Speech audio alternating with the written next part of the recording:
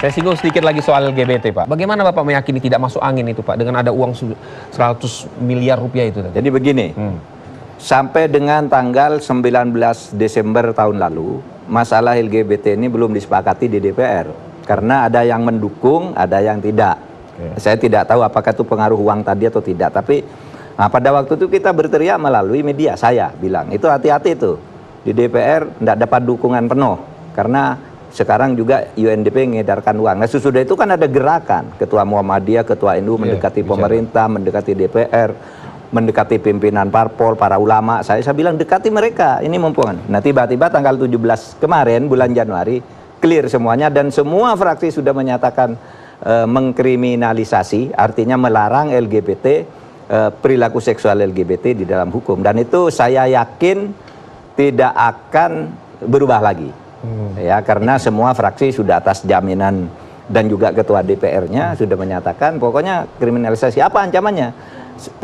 Perilaku menyimpang dalam bentuk pencabulan yang dilakukan oleh LGBT, hubungan seks atau rangsangan seksual sesama jenis itu diancam dengan hukuman pidana 9 tahun, malah naik dari jadi masuk pasal pencabulan, Pak, ya? Masuk pasal pencabulan. Nah, zina sekarang juga diubah. Kalau dulu zina itu adalah hubungan badan antara seorang laki-laki atau perempuan yang sudah punya istri tapi berhubungan dengan orang yang bukan suami atau istrinya, dan itu adalah delik aduan.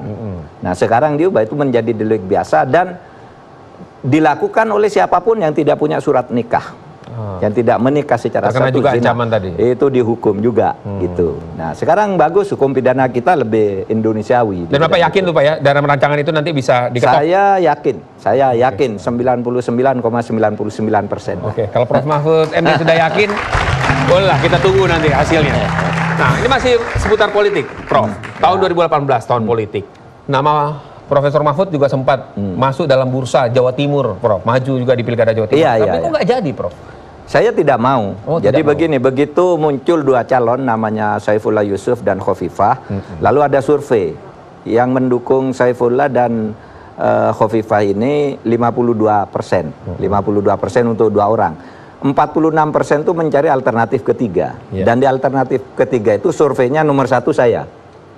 Nah, sehingga Gerindra datang ke saya, PAN juga, PKS juga menghubungi, minta saya menjadi alternatif ketiga. Dan mereka yakin menang gitu. Waduh, saya tidak mau jadi gubernur karena tidak siap, dan juga saya kan sudah umur 60, ngapain lagi lah. Nggak cocok, Pak, gubernur, Pak, ya? Ikut-ikut kampanye gitu sudah berat bagi Presiden saya. lah kira-kira, ya? Itu soal lain nanti, bicara lain. Lalu Gerindra sampai berkali-kali menghubungi saya, Supriyanto pengurus wilayahnya, lalu kemudian ngutus sekjennya, Pak Prabowo telepon saya, tapi saya sedang on air begini, beliau telepon, saya bilang saya tidak bisa layani, terus dia ngutus sekjennya namanya Ahmad Muzani dan 2 ketuanya. Serius, Pak? Serius. Itu saya masih ingat, tanggal 18 Desember mereka masih datang ke saya.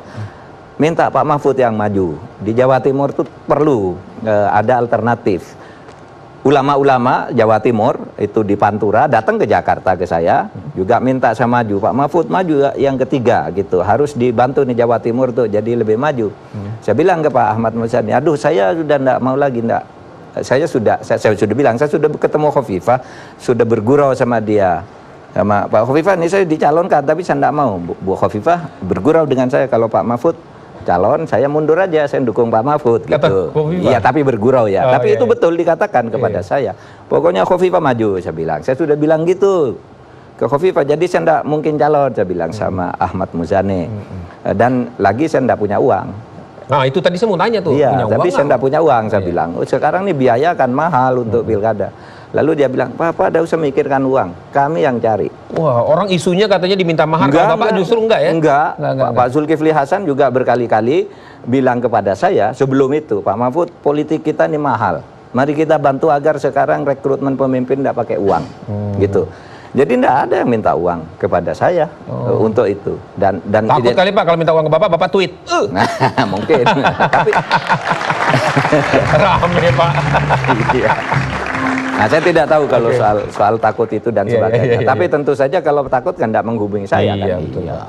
Pak, jadi saya kira tulus lah. Oke, jadi Jawa Timur Bapak enggak. Nah, 2019 Pak kita bicara. Bapak melihat 2019 ini akan seperti apa politik di Indonesia, Pak?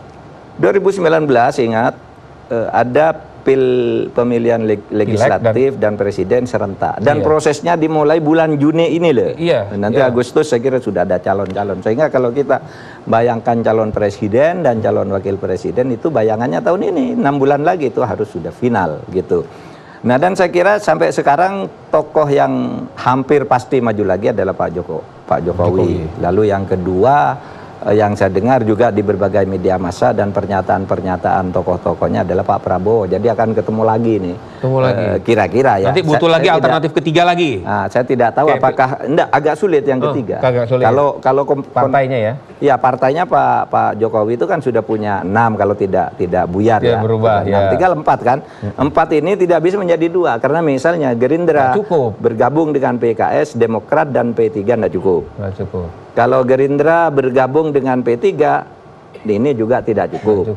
Jadi mungkin hanya akan 2 kecuali bocor yang di koalisinya Pak Jokowi bocor, salah satu pindah gitu bisa 3 pasangan. Bisa 3 pasang.